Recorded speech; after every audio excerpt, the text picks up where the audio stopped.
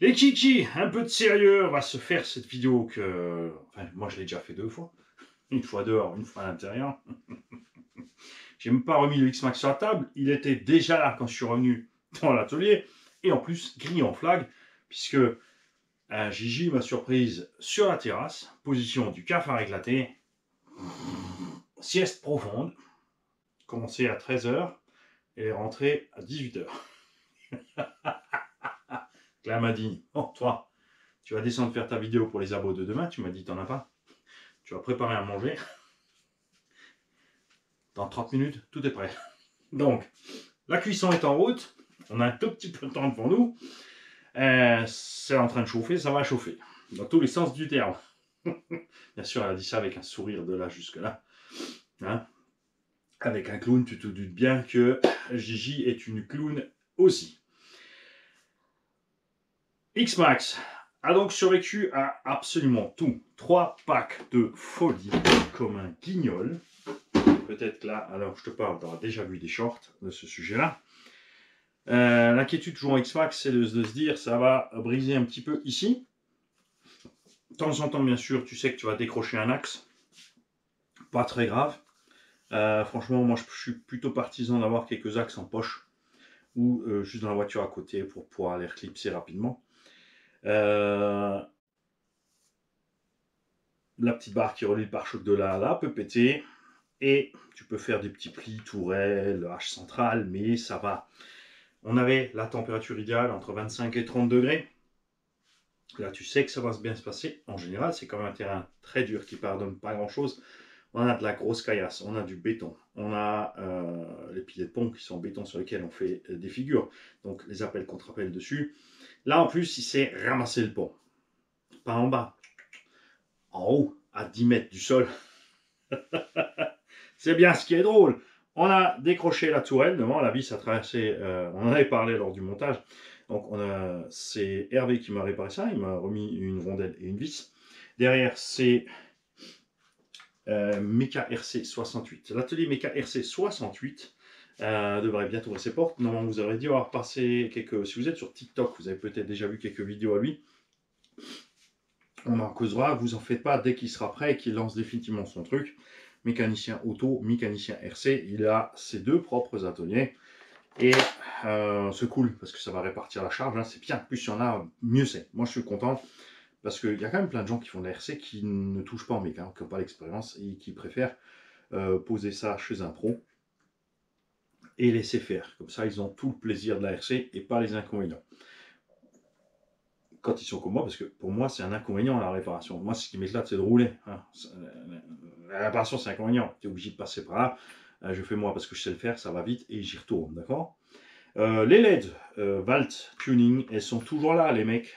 W-A-L-D, Beleuchtung. Les LED sont toujours là. J'ai arraché un câble ici. J'ai arraché un câble à l'arrière et si j'avais démonté tout de suite quand c'est arrivé, ce serait rien arrivé de plus. Moi, j'ai laissé dedans, donc on a perdu une des 2 LED, c'est pas grave. On en mettra une en bas, genre petit mini feu stop, ça suffit pour l'éclairage. De toute façon, c'est vrai que c'était classe quand même levé, hein. Mais c'est pas très grave. C'est rigolo 5 minutes la lumière de temps en temps dans les bois ou dans la poussière.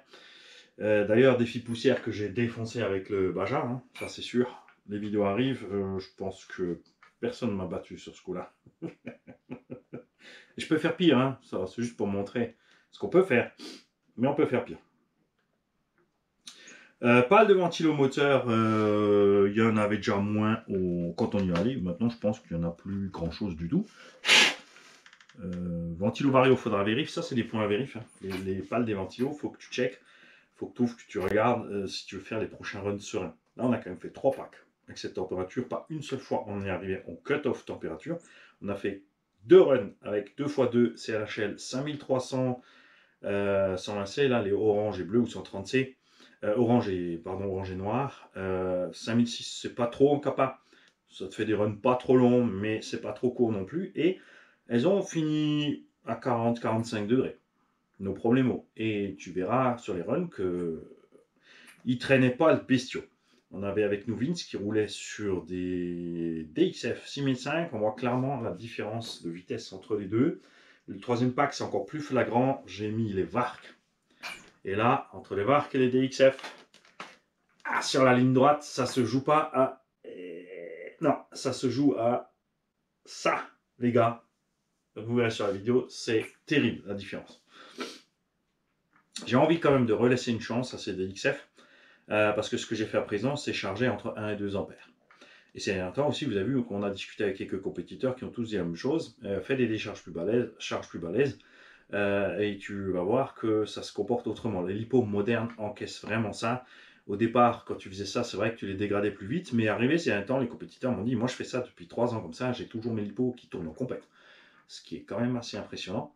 Après, il faut voir que des lipos en compète, les gars, ils ont dit qu'il faut se méfier aussi. Quand on dit on tourne en compète, c'est-à-dire qu'on fait les qualifs, les échauffements, le machin. Si tout va bien, sur un gros week-end de course, on a 3 ou 4 courses. Des fois, c'est plus. C'est les entraînements les plus douloureux, mais les entraînements, on s'arrête avant. On fait 5-6 minutes et on tire pas à fond sur les lipos pour les finir. D'accord? Nous, c'est ce qu'on fait systématiquement. On va dire, on roule du démarrage jusqu'au cut-off. Donc là, ça a donné des runs d'à peu près 25-30 minutes avec les CNHL et pas plus long avec les VARC parce qu'on s'est arrêté pour réparer la machine. Puis après, on était tous là, on était cuits, on papotait. Puis finalement, on s'est décidé de s'arrêter au lieu de charcler du matos parce que la casse qui m'a arrêté, c'est un porte-fusil arrière première génération qui a lâché, remplacé par un autre première génération qui traîne dans la caisse parce que j'en ai encore. C'est pour ça que j'ai dit, je laisse Philippe comme ça jusqu'à ce que j'ai éclusé mes pièces et tu vas voir que ça va pas si vite que ça au final. Hein? On a donc quelques zones de déformation, bien la direction pareil, vous avez que la direction va très bien. Hein. Il a les pignons plastiques, le bébé, pas pété. Ce que j'ai fait, oui, j'ai le carter avant alu dessus pour éviter l'éclatement de ce sens. J'ai la plaque GPM en dessous pour éviter l'éclatement de ce sens. Et j'ai le skid plate inox que je ne peux que vous conseiller de mettre. Mettez quand même la plaque en dessous. Hein. Ce skid inox, je le fixe là, avec du 4x20. Il a mis plus long, ouais, parce qu'il y en a un de l'autre côté. Là, je laisse les vis d'origine planquées en dessous. Je ne les mets pas. Ici, j'en mets 2 qui traversent le petit patin avant RPM, qui casse moins souvent sur le pare-choc. Et en adjonction ça, comme tu peux le voir, ça se défonce méchamment. Regarde, c'est complètement déformé, cabossé, tout ce que tu veux, mais on ne bouffe plus le skid plate et on ne met pas d'effort sur les 2 vis du patin avant. Elles ne bougent plus, elles ne s'arrachent pas de là, alors que si tu les fais traverser, tu les arraches, je te promets. Si tu mets rien, tu vas les arracher aussi. Donc pour l'instant, ça s'avère être la meilleure solution. C'est pas beau, ok, je suis d'accord. Mais quand tu fais le bourrin, de toute façon, tu veux pas une belle machine. N'est-ce pas? Et tout le reste, eh ben, suspect origine, ressort origine, la carreau, ça c'est clair, une renforcée de ton choix. Elsace Body RCR, 57. Bah oui, parce que c'est des Alsaco, on va pas les taxer trop non plus. Modèle Bormetz, MMM ou MM, quelque chose comme ça, c'est cette carrosserie-là. Ping, 1 €, eux ils ont les moyens. ProBody, pour l'instant, comme dit en Russie, compliqué par modèle Bormetz ou les sites qui revendent ProBody, c'est possible. Et bien sûr, n'oublions pas notre pays batois préféré, à savoir Bacher RC Bodies. Super sympa aussi, son site est prévu pour l'international. Il reste sur son truc, il veut faire de la carreau 4 mm, béton indétrônable. Je lui dis que c'est dommage, parce que des engins comme ça qui ont une cage, il n'y a aucun intérêt d'avoir une carreau de 4 mm. C'est pour ça qu'Elsace Body, selon le cas, font plus ou moins épais, parce que ça permet de garder un poids en haut inférieur. S'il y a déjà l'arceau et tout, c'est pas la peine de faire une carreau de 4 mm. Et ensuite, pour les MT18, là où il n'y a généralement rien, là, oui, ils te font des carreaux beaucoup plus balèzes. J'ai pas besoin de carreau indestructible total. C'est vrai que des fois, elles se déforment, elles s'usent, machin, et après, de toute façon, de temps en temps, tu as envie de changer. Ce qui est bien, bien sûr, chez Elsace Body et Pro Body, c'est les couleurs. Et donc Elsace Body, c'est pas parce que c'est Elsace Body, mais pour moi il reste numéro uno parce que les couleurs, les formes, la facilité de les avoir, le prix, n'oubliez pas, il y a 20% de TVA. Sur une carreau à 120, tu donnes 20 € à l'État. C'est pire qu'un clochard. Parce que le clochard, ok, il va peut-être pas forcément manger avec, il va plus boire, un peu de pinard, avoir un peu de bière. Mais lui, il te fait pas chier. L'État, il te prend les 20 balles. Eux aussi, ils boivent du pinard avec de luxe. Mais putain, ils font chier. parce qu'ils en veulent plus. J'ai 4 nœuds crevés, déchirés. Ça marche très bien. On continue cette affaire comme elle est là. Il n'y a pas besoin de chercher ni à 14. Philippe est prêt à y retourner. Un cardan, c'est banané un peu. Tu vas voir les gamelles, tu vas dire ouais, clairement, avec une Arma 5, tu joues pas à ça. J'irai même pas le faire avec les XRT. Hein. Dès que tu pars en structure plate, c'est mort. Vive les MT, vive les châssis plus haut au centre, les boîtes de réduction, les châssis qui arrivent à faire l'accordéon et revenir. C'est la grande classe. Vous allez voir dans les vidéos aussi. Ce que j'ai dit plusieurs fois, ce que Jam Jam a vécu avec moi la première fois qu'il m'a rencontré, et c'est là que s'est dit, l'autre, vraiment, ça va pas. Donc, choc sur l'avant, tube central voilé. Et j'ai dit au gars, bon, maintenant il me faut un choc arrière. Je suis parti dans le pont, je suis retombé par terre. Silence total. Évidemment, le tube dedans, il fait ça. Il s'est peut-être un peu voilé, il va se déchirer un moment ou un autre. On va pas se mentir. Ça aurait été mieux de vite enlever le cache en dessous, de redresser, machin. C'est pas grave. Hein, et j'ai fait le coup à Jam Jam la première fois que je l'ai vu. Je suis arrivé chez lui avec un X-Max qui faisait du bruit. Et je me suis dit, oh, l'autre, il arrive déjà avec, en mode clochard, ça va pas durer longtemps le run. J'ai dit, attends, 2 secondes, half-pipe, tomber sur le cul, bruit rangé. L'Aussie 5, il est là. Alors, avec les biellets longues, ça va super bien. Par contre, on s'est aperçu d'une chose avec Vince Sounet, c'est que avec les biellets longues, les amortos donc sur les points extérieurs des triangles, on est un peu trop long en débattement pour la suspension avant, on est limite avec les doigts. Alors, subterfuge, oui, j'ai bridé un tout petit peu la suspette avec les vis de butée de suspension qui empêche donc le triangle de descendre, ce qui empêche la voiture de monter. Ça bloque donc bien la garde au sol maxi. Ah! Il est chiant ce mec, il est chiant, il est énervant parce qu'il a raison. Ah! C'est juste qu'on n'utilise pas les mêmes termes. Ah! Et qu'on a confondu la garde au sol dynamique et la garde au sol maxi. Comme le coup de je te contrains les ressorts, ça change la garde au sol. Bande de pignouf. Ça change surtout les réactions, tu as un effet secondaire. Tout ce que tu fais en réglage qui a un effet secondaire n'est pas un réglage purement pour faire ce pourquoi il te prétend qu'il est fait.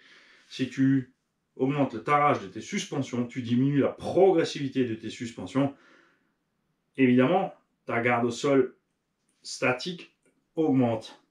Mais ta réaction de suspension change.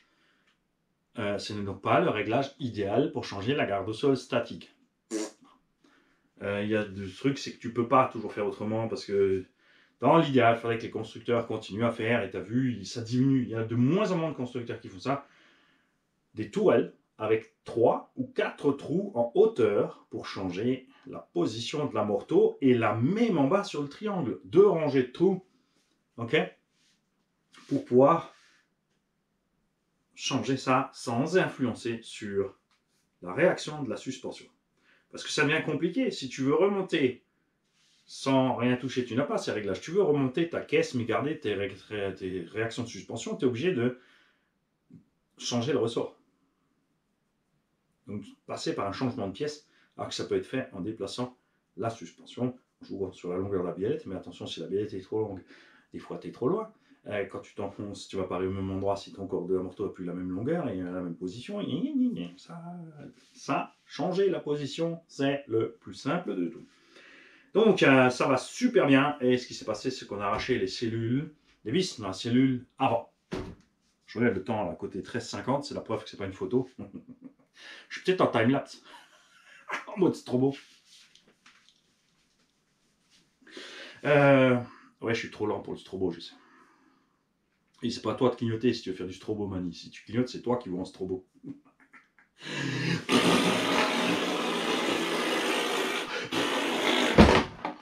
Crash de turbobit en live. J'arrive, chérie, j'arrive. Donc, j'ai recommandé une cellule en plastique. On va parler pognon. Sur le X-Max, donc, import fusée, 4 €. Bah oui, la paire 8, enfin 7,90. Les vieux, les anciens, avec l'ancien prix. 7,80 même. Donc, hein, on va dire, voilà. 4 €. 16 € la cellule avant. Quoi? Bah oui, il ne faut pas acheter chez Horizon Hobby, ils sont débiles. Parce qu'au prix presque de la cellule chez Horizon Hobby, il faut voir que j'ai la cellule alu pour 100 balles. Pourquoi je ne mets pas la cellule alu? Parce que je trouve que la dépense, c'est un peu trop. C'est pas forcément nécessaire. On a arraché les vis sur 2-3 crashs au départ, souvenez-vous. Maintenant qu'on a mis le patin en dessous, de toute façon, elles sont mieux protégées ces vis, donc on va repartir sur une plaie de plastique et on va voir ça. Il est temps aussi de faire enfin une version finale de la fixation de la batterie, des batteries. Pour l'instant, bon, ça s'est quand même bien passé. On a quand même fait des sauts et des pètes et les batteries n'ont pas bougé. Hein. Et je suis donc passé 2 fois sur le test des LiPo Vuvu. Donc les OVU ou UVO sur Amazon, que j'avais pas payé cher du tout, les 3S9120C pour l'instant, et ben elles respectent leurs promesses. Je ne vais pas dire que c'est du 120C, mais c'est clairement pas du 60. Hein. Les batteries finissent tièdes alors qu'on est en 12S avec 18 kg dans le bestiau. On a déjà fait plein de fois des tests en 12S avec des engins 13, 14, 15, 16, 18 kg. Vous avez toujours vu que ça chauffe. On a une bonne autonomie. Pourquoi? Je vais te le dire, parce que charger, comme je t'ai dit tout à l'heure, si tu suis à la mode des compétiteurs, j'ai chargé avec des coupures. Donc, les batteries étaient à 3,5, entre 3,5 et 3,52 par cellule sur les 12 cellules. C'est super. Déjà, ça, c'est bien. Les LiPo ont fini tiède tous les runs. Tous les gens, j'ai fait toucher à chaque fois. Il y avait Hervé avec, il y avait RC Vince, il y avait Papy Claude. Chaque fois que j'ai roulé, j'ai fait toucher quelqu'un, les LiPo, indépendamment de moi. Hein, et ils ont tous dit, merde, vache, ils sont tièdes. Le Vario, t'es sûr qu'il a tourné. Le moteur, lui, était chaud, mais on n'a jamais dépassé les 80 degrés. Il restait stable, ça c'est super. Alors, la raison pour laquelle ça se passe bien en 12, ce n'est pas le super méga combo uniquement. Il y a une partie de ce combo qui fait que ça se passe bien, mais ce n'est pas parce qu'il est super qualitatif. On pourrait ajouter ça à la qualité, mais je dirais que plus c'est un subterfuge de la part des constructeurs. Ce n'est pas les seuls qui font ça. Je vais t'expliquer. Et que les batteries, à 3,5, chargées à bloc, rentrent 14 000 mAh. Les kikis, j'ai chargé 14 000 mAh dans ces LiPo Vuvu. Ce qui nous ramène à quelque chose de beaucoup plus réel, puisque c'était fortement étonnant qu'avec des 9000, on puisse faire 20 minutes avec ce poids-là. On a la vitesse, on est cool, comme c'est dit, on est à peu près à 75. Vous avez vu, quand on roule en bande, c'est tip top, on est tous ensemble, tout va bien.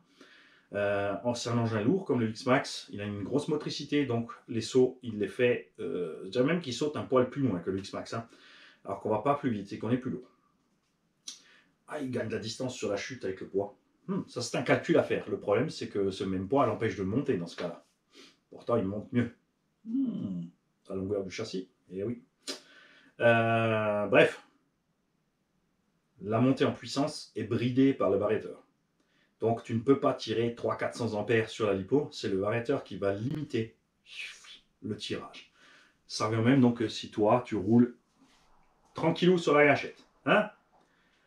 C'est ça ce que je veux te dire. C'est pour ça que vous avez vu que même avec le Mad Max 20, avec les 9000, on faisait 15-17 minutes, mais en étant tranquille. On avait 100 km/h là-bas au compteur, ici on a 75, mais parce que là j'y suis allé un peu plus fort sur ce run-là, on a toujours encore une bonne autonomie. Avec l'autre, on serait descendu à une dizaine de minutes. Avec l'autre combo aussi, quand on mettait des LiPo un peu plus faibles, elles étaient bouillantes, alors que là, toujours pas. Elles sont plus chaudes, mais toujours pas bouillantes. Alors, je vais commander certainement une Caro Origine, la V1, parce que c'est la seule que j'ai trouvée qui est belle. Je ne vais pas le transformer en Monster. Pour ça, je vais peut-être plutôt prendre tout simplement un Buggy MCD.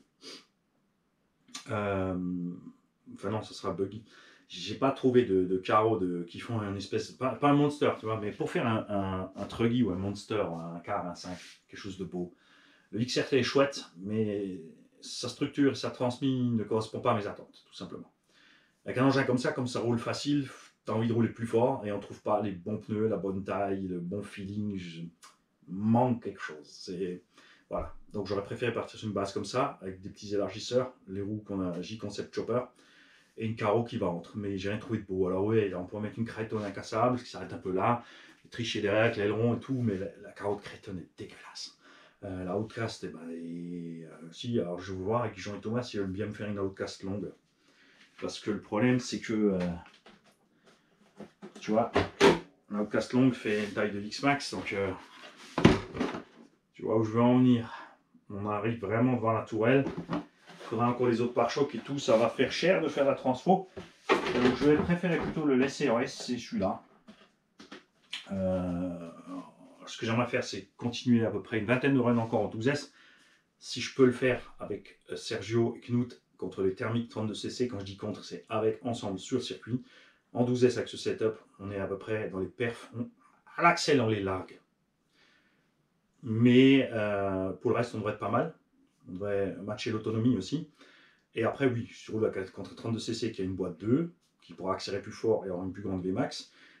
En essence, tu as toujours, plus c'est gros et lourd, et l'essence aura toujours encore ce petit avantage de pouvoir rester à fond. Toi, tes batteries, hein, je vous l'ai dit déjà plein de fois, tu restes 331, 332, 333, tu es arrivé à fond, tu relâches parce que tu tires trop sur tes lipos. Tu ne peux pas rester 3, 4, 5 secondes à fond sur une ligne droite, d'accord? Là, on fait du 100 mètres, 200 mètres, maxi à fond, départ arrêté. On part, on accélère, on arrive à la Vmax et après on fait encore une centaine de mètres. Ça s'arrête là. Tu as fait 200 mètres. Tu t'amuses pas à aller beaucoup plus loin que ça en fait. Hein. Ah, le grand chef arrive.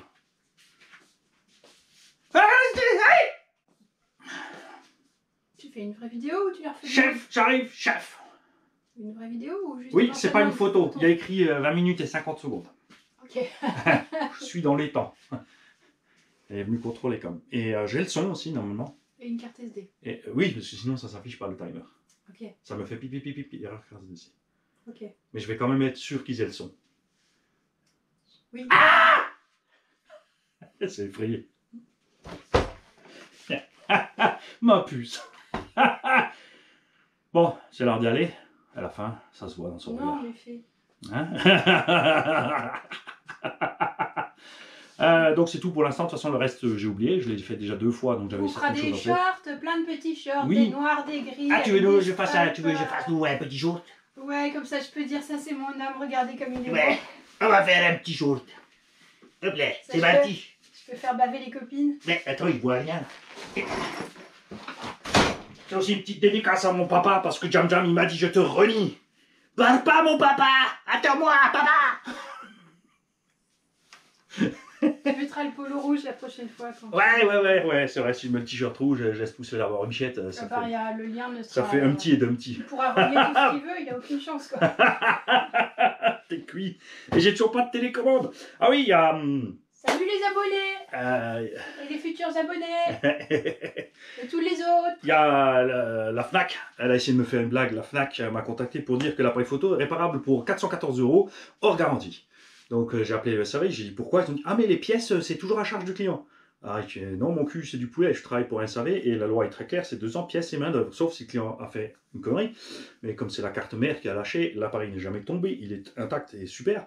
Donc je ne peux pas avoir causé cette casse. Donc elle m'a passé un responsable qui a essayé de tourner autour du pot aussi. Puis finalement ils ont dit ah oui mais on vient de voir, oui c'est la Fnac et les dates et si oui vous êtes sous garantie, on va faire le nécessaire, gna gna. On vous rappelle. Donc ils ont rappelé mais ils n'ont pas laissé de message. Ça j'adore ça. Donc tu les rappelles et quand tu les rappelles tu tombes sur quelqu'un qui n'est absolument pas au courant de tout ça et qui va chercher le midi à 14 et toi tu repasses tout le truc. Voulez-vous être enregistré? Oui, gna gna gna, patati patala, mais quel est votre problème? Oui mais c'est en garantie. Non c'est pas garanti. C'est chiant. C'est chiant. Alors un abonné qui travaille à la Fnac, Ouais. on recherche un abonné qui travaille à la Fnac s'il vous plaît, veuillez envoyer un email. Donc, on va récupérer, j'espère bientôt cet appareil. Alors quand même ils ont mis 1 mois pour faire le devis. Parce que c'est pas réparé là, ils ont fait le devis. Mais c'était les vacances. Ah oui mais quand même, ils ont fait le devis, donc ensuite il faut d'accord pour le devis, après tu n'as pas de délai pour la réparation et peut-être dans 2-3 mois l'appareil va revenir de garantie. Donc prochaine vidéo dans 2 mois les gars. Ah ouais. Hein, Bon, s'il dure que 3 mois, par contre la Fnac je serai intransigeant avec eux, puisqu'il faut savoir une chose, c'est que quand une garantie dépasse 3 mois, toi en tant qu'utilisateur, tu as droit à un dédommagement. Ah ouais, ça c'est un truc qui est dans la loi. Article 217 alinéa 11 à 14 je crois sur la code de la consommation, allez vérifier. Ouais. La minute du consommateur, la C'est ça. minute du consommateur. Et que donc si tu as payé quelque chose et tu n'en privilégies pas pendant 3 mois, ils doivent te dédommager parce que tu l'as payé mais tu ne peux pas t'en servir. De plus, ça dépasse 3 mois, la garantie est prolongée de 3 mois. Donc en fait j'espère qu'ils vont le garder 6 mois, 1 an. Comme ça, ils vont à 10% par mois. Et ensuite, j'aurai un appareil à moitié prix sous garantie. On vous fera des vidéos en photo. Hein. Oui, on fera des slides. Je vous ai fait des shorts. Mani pose le Losi 5T. Mani te parle du Losi 5T. Mani réfléchit. Mani réalise qu'il a oublié. Fin de la vidéo. GoPro éteindre. Non, ça marche pas. C'est GoPro arrêter